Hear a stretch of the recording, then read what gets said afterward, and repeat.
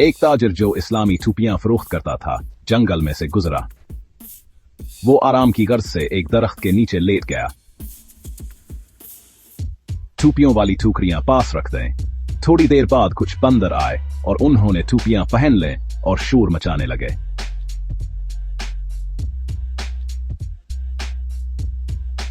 शोर की आवाज सुनकर ताजिर की आंख खुल गई। उसने देखा कि बंदरों ने टोपियां पहन रखी थीं। इसे अपने दादा परदादा की तरकीब याद आई। उसने अपने सर से टोपी उतार कर फेंक दी ताकि बंदर भी इसकी नकल करते हुए टोपियां उतार कर फेंक दें। ये देखकर एक बंदर ताजिर के पास आया और बोला, ना भाई ना, हमारे दादा परदादा ने हमें भी कहानी सुनाई हुई है। ये कहकर सब बंदर टोपियां लेकर भाग गए।